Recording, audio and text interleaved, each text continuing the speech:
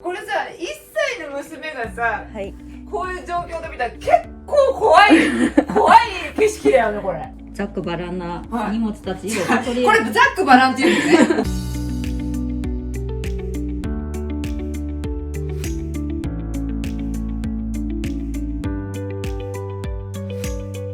今回の週末ビフォーアフターは2階建ての一軒家に住む4人家族のお家のルームツアーに行ってまいりました。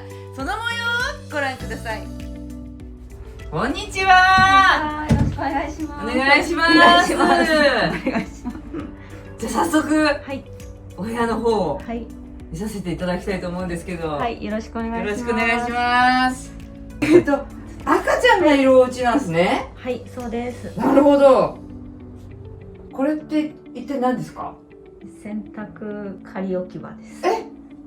ここで洗濯してるんですか？いや、洗濯をしたものを外で干すときにはい紫外線浴びちゃうんで、まずここで干して、はい外に出るときにハンガーだけでバッていってバッて戻るみたいな。なるほど。はい。クリーニングシステムですね。ただですね、ここね、玄関なのでここにこれがあっていいのかなっていうところですよね。はい。はい。じゃあちょっと入らせてもらいますね。はい。わあ。おお。そっか。ね、お子さんちっちゃいからはい。お子さんのものがいっぱいあるってことですね。はい。あります。なるほど。お母さんなんか悩みっていうのはどんな感じですかね。そうですね。おお姉ちゃんのものが多いので、今1歳で何でも口に入れるんで、お姉ちゃんは何年生？ 3年生です。小学校3年生のお姉ちゃんと下の子は1歳のどっちも女の子？はい。なるほど。お姉ちゃんのものと妹さんのものが混在してる感じで、はい。リビングにいつも物が溜まっちゃうみたいな。はい、そうなるほど。です。お姉ちゃんのものがやっぱ細々してるものが多いので、は口に間違って誤飲の原因になるかうんうんうんうんねないのと、お姉ちゃんが自分のことを自分でなかなかできない、い。なるほどまね。あ過保護に育ててしまったせいもあるんですけど、いやいやでね、お母さんはやっぱりあれでしょ、下の子の面倒を見るのにすごくやっぱ時間かかっちゃうから、そうですね。お姉ちゃんにいろいろやってもらえたらいいなみたいな。はい、そうです。まあただね、これね、洗濯物ですか？いや、違います。それはうんお姉ちゃんのはい。置き場ですそうなんだ。定位置がここなんですね。そうですね。うんハンカチとか、はあとは習い事のジャージとはユニフォームがうんそこに集まってます。あい。なるほど。はい、普段の服は2階です。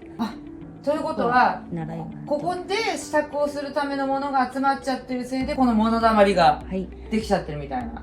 この景色的にはママ的にはどうなんですか？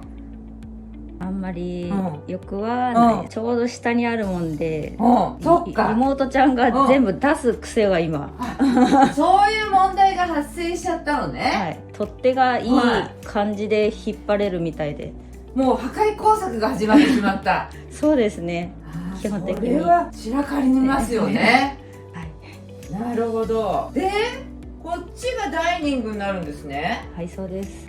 こう、どうでしょう、この書類系が溜まっちゃってる感じ？そうですね。書類と子供の勉強の分が、ここでお姉ちゃんは勉強してんだ。宿題とか、はいあとチャレンジとかおうおうおうおう。します。なるほど。ここはワゴンなんだね。はい。あとこれはあ、腰です。腰ね。はい。ちょっとこれが食卓にあるのが嫌だかな。はい。やっぱこうやって景色的に見るとね、ものすごいものがいっぱいあるような感じに見えちゃうからね。はい。これちょっとなんとかしなきゃって感じだね。はい。わかりました。で、この奥に和室？和室です。で、ここが私が寝てて、はい。あそこにベビーが寝ます。なるほど。お母さんこれ好きだね。このクリーニングシステムが。で、ここは、は今までベビーがいない間い。は、おここ風が当たるここでう。は室内起こしをしてい。ます。おう。あ、ここで室内干しをしていた名残が残っちゃってんだ。はい。で、なるほど。今さすがにベビーがいるのでお室内干しはここでできないんで、これ玄関にもあって同じとこで買いました。やっぱりこれがあるせいでものすごいなんか景色が、まあ今これ太くなっちゃってるからだけどはい。これさ、1歳の娘がさ、はい。こういう状況で見たら結構怖い景色だよねこれ。ああ、そこまで考えたことない。とりあえず上げとこうっていう感じでした。この目線から見るとね、やっぱりなんかいじりたくなるですかね、やっぱり、ね。高さでいいものがあるよね。そうなんです。そのハンガーも全部出します。これでしょ？はい、それです。このハンガー娘取るでしょ？だってこれもう触らないでっていう振りだよね。どう考えても。いや、もう誘惑が満載。ねえ、なんか良かれと思って置いてあるものがね、今は完全に怪獣に破壊されるものになっちゃってるからね。本当はこの扉も開くんですけど、ここに荷物があるんで、基本ここしか開かない。これなるほど。開きます。開くんだ。開いちゃいます。はい。でもね、開けれないんで。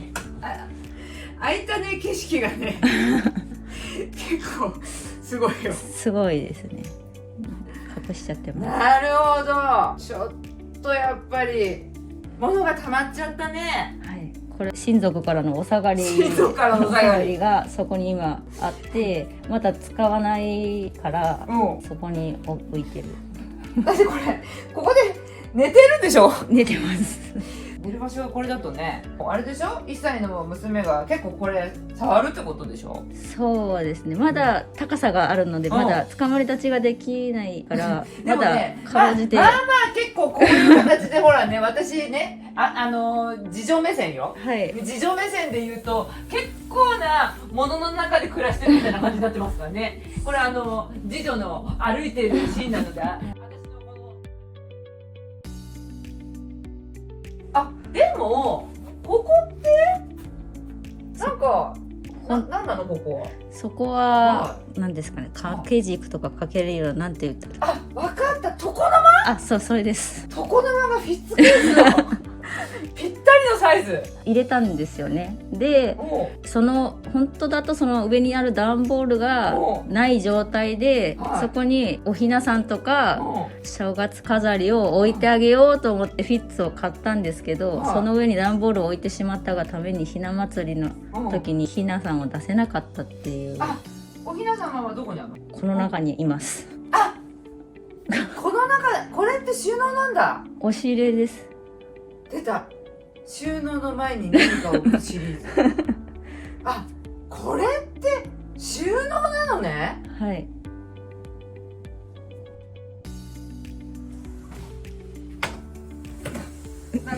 なかなか開かないな。本当だ。めっちゃいっぱい入ってる。おひなさんは下の方にいます。本当だ。ここも収納になってる。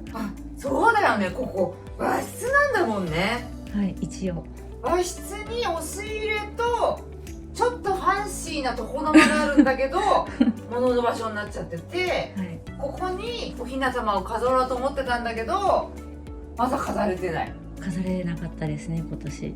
前は飾れてたんだ。ベビーベッドがなかったので飾れました。ベビーベッド来たので上に上がっちゃって、あそこがどうにもならなくて。そうか。いやでもやっぱりちょっと物の量がちょっとこう多めだね、寝室にしてはね。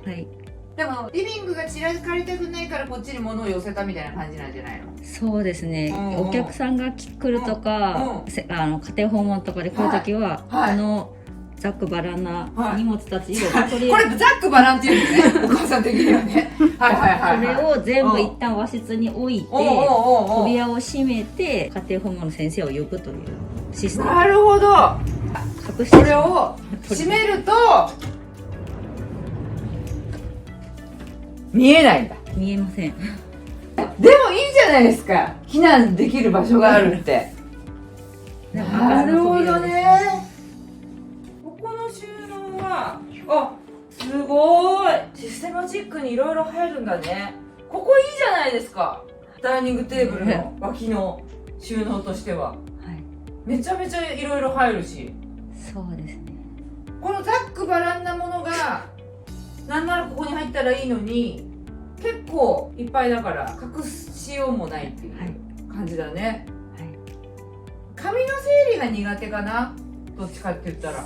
そうですね。うん。後で見直そうとかやっぱ思ったりとか、主人のものはとりあえずどんどんその中に入れて。あ、パパのものが溜まっちゃうんだ。パパのものもあるし、学校系統でそういうのとかをとりあえずどんどん貯めてっちゃって。貯めてっちゃったのね。テストとかいつまで取っておいたらいいのかなみたいな。で1年貯まったら1年間分捨てるみたいな。じゃあここにザックバランが1年間いるってことじゃないですか。そうですね。そっか。じゃあママって結構1階にいることがものすごい多いって感じね。今は。はい。でもね、この状態がなんかずっとあり続けるっていうのがね、わかりました。はい、まあね、いろいろ問題いっぱいありましたよね。はい、私がですねルームツアーで見ているのはですね、まあその家の景色はもちろんなんですけれども、まあどの収納を活用してね、その問題を解決すればいいかっていうことを考えながら見ているわけですね。はい、この家っていうのはもうほぼ一日中奥さんは1階にいるっていうことだったので、1階の収納の中、この稼働率がものすごい重要になるわけですね。でそういったところをしっかり改善して、1階の景色をまず変えるということが大事なので、まずね徹底的にね1階の収納を改善するっていうことが大事になってきます。はい、ということで作戦会議を、開きましたので、そちらの模様をご覧ください。